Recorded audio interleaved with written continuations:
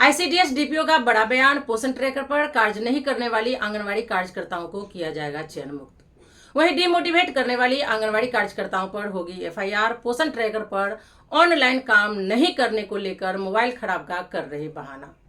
हर आंगनवाड़ी सेविका के घर में 4 से 5 एंड्रॉयड मोबाइल है उपलब्ध। जब तक सरकार मोबाइल उपलब्ध नहीं कराती तब तक आंगनवाड़ी कार्यकर्ताओं को अपने मोबाइल से करनी पड़ेगी काम।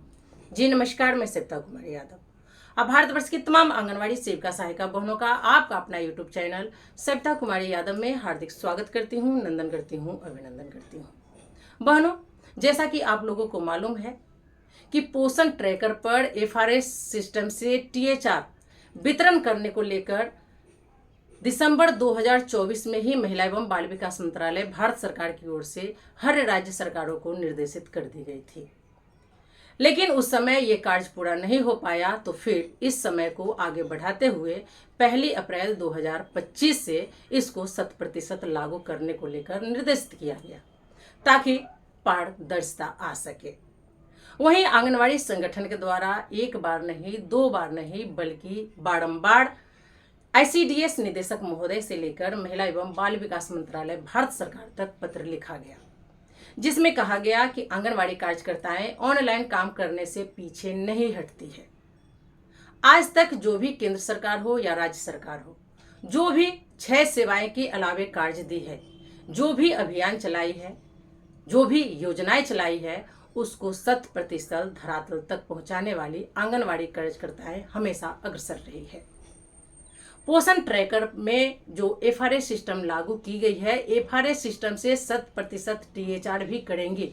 लेकिन इससे पहले जो जन वितरण प्रणाली के जैसे हम लोगों को ऑप्शन चाहिए, विकल्प चाहिए, वो आप दे दीजिए।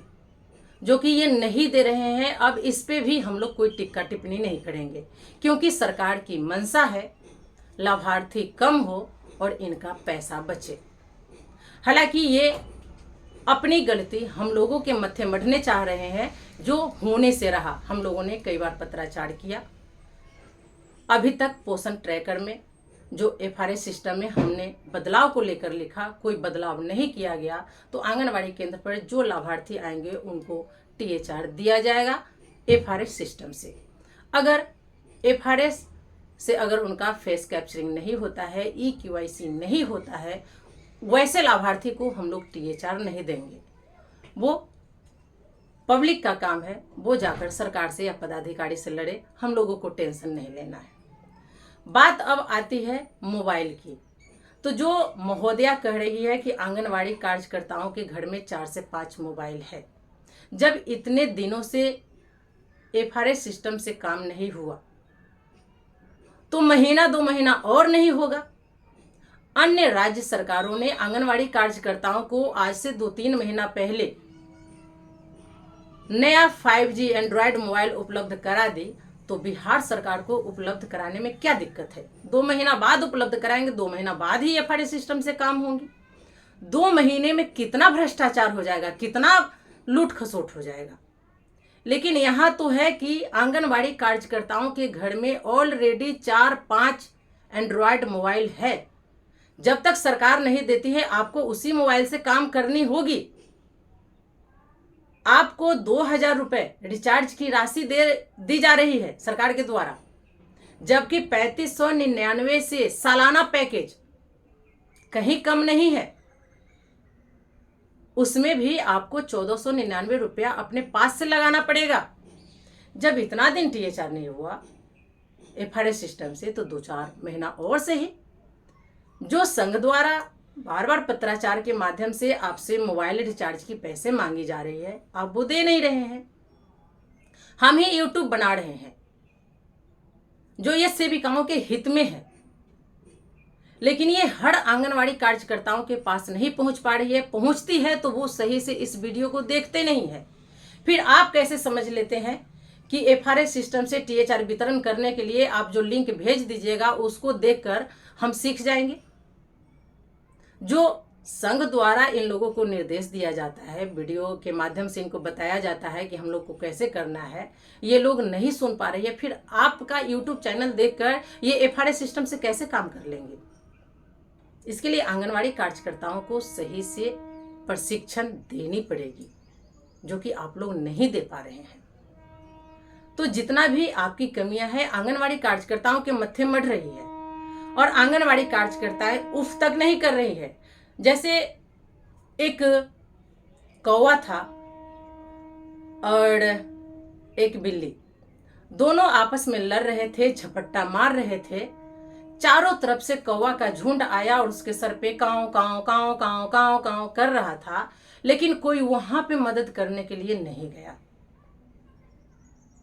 ठीक इसी तरह हम लोग यहाँ पे लड़ रहे हैं। आप लोग अगल बगल से कहते हैं कि एफआरए सिस्टम बंद होना चाहिए, डीबीटी से टीएचआर होना चाहिए, लेकिन अखिल भारतीय आंगनवाड़ी कर्मचारी महासभा द्वारा जो पत्र लिखा गया और कहा गया कि हर एक आंगनवाड़ी कार्यकर्ता अपने सीडीपीओ से दिशा निर्देश मांगे कि हम अपने क्षेत्र में काम करने के लिए गए, प्रयास किए, लेकिन हम असफल रहे।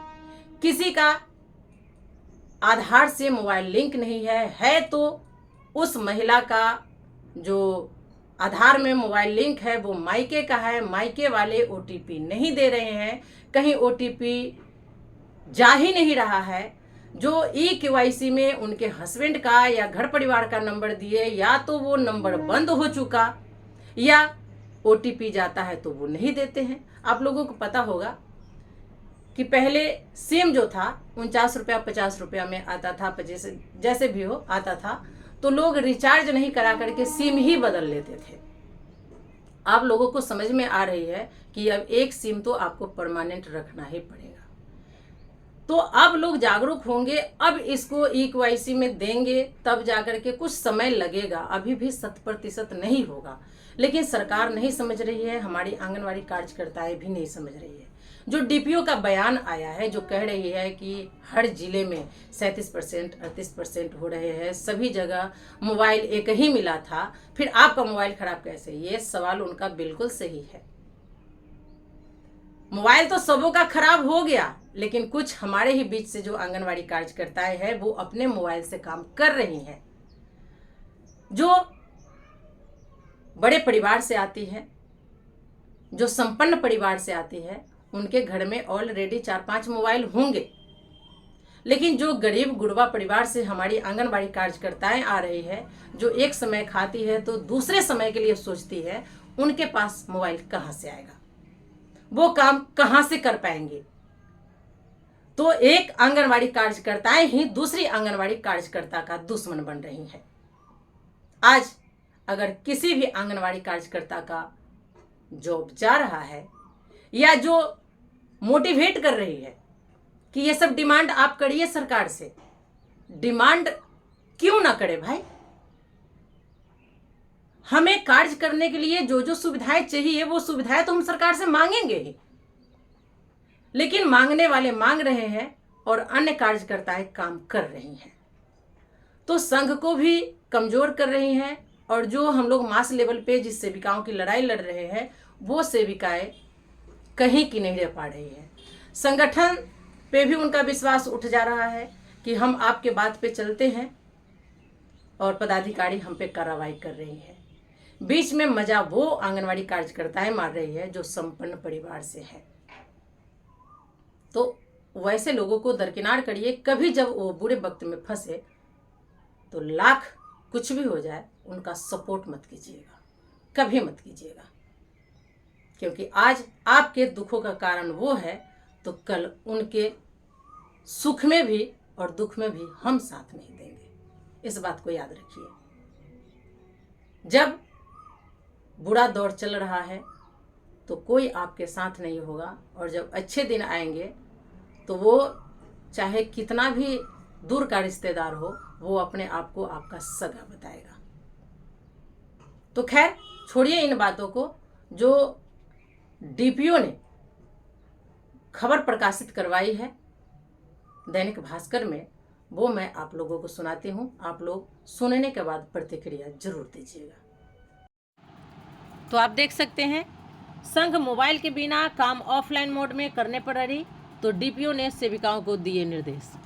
पोषण ट्रैकर पर काम नहीं करने वाली आंगनवाड़ी कार्यकर्ताएं होंगी चयन मुक्त।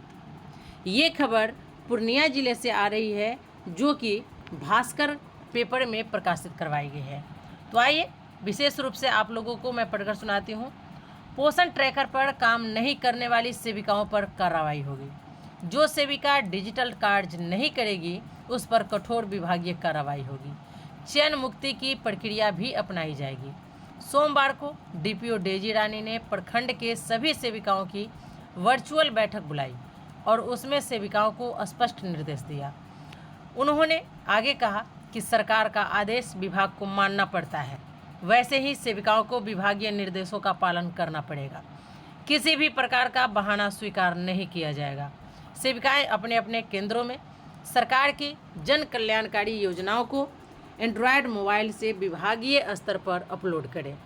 रुपौली के पोषण ट्रैकर पर आंगनवाड़ी केंद्र संचालन मात्र 26% सेविकाएं ही कर रही है। इसको लेकर बैठक आपदा भवन में हुई है। डीपीओ विभागीय कार्य में व्यस्तता के कारण वर्चुअल शामिल हुई। बैठक की अध्यक्षता सीडीपीओ पुष्पा कुमारी ने की। बैठक के बाद बिहार राज्य आंगनवाड़ी कर्मचारी यूनियन के बैनर तले सेविकाओं ने +2 विद्यालय के प्रांगण में बैठक की। अध्यक्षता प्रखंड अध्यक्ष अनीता कुमारी ने की। अनीता कुमारी ने कहा कि डीपीओ ने धमकी भरे लहजे में कहा है कि जो सेविका पोषण ट्रैकर पर काम नहीं करेगी उसे चयन मुक्त कर दिया जाएगा। हम लोग कामचोर नहीं हैं, विभागीय आदेश मानने को तैयार है, लेकिन संसाधन उपलब्ध कराना विभाग का दायित्व है। 8 महीने पहले मोबाइल खराब होने पर सीडीपीओ कार्यालय में जमा कर रिसीविंग ले ली गई थी। आज तक नया मोबाइल नहीं मिला। विभाग ने सेविकाओं के खाते में 2500 रुपये मोबाइल रिचार्ज के लिए भेजे हैं, जो अभी के खाते में है। जब तक मोबाइल नहीं मिलेगा तब तक ऑफलाइन मोड में ही केंद्र का काम संचालन करेंगी आंगनवाड़ी सेविकाएं। यहाँ डीपीओ का कहना है कि जानबूझकर मोबाइल खराब का कर रही बहाना आंगनवाड़ी कार्यकर्ता है। डीपीओ ने कहा कि कुछ सेविकाएं जानबूझकर मोबाइल खराबी का बहाना बना रही है। 2-3 सेविकाओं ने अन्य सेविकाओं को डीमोटिवेट कर मोबाइल जबरन कार्यालय में फेंक दिए। राज्य के सभी 38 जिलों में एक ही कंपनी के मोबाइल दिए गए हैं। अन्य जिलों में 59% से अधिक कार्य पोषण ट्रैकर पर हो रहा है। यहाँ मोबाइल का बहाना बनाकर सेविकाएं काम से बच रही हैं। डीपीओ ने कहा कि आज की बैठक में समझाने का प्रयास किया गया है। कल से सुधार नहीं हुआ तो चयन मुक्ति के साथ डीमोटिवेट करने वाली सेविकाओं पर एफआईआर भी करवाई जाएगी। डीपीओ ने कहा कि आज हर घर में 4-5 मोबाइल है। विभाग का मोबाइल उपलब्ध कराने के लिए लिखा गया है। जैसे ही मोबाइल मिलेगी सेविकाओं को दे दिए जाएंगे।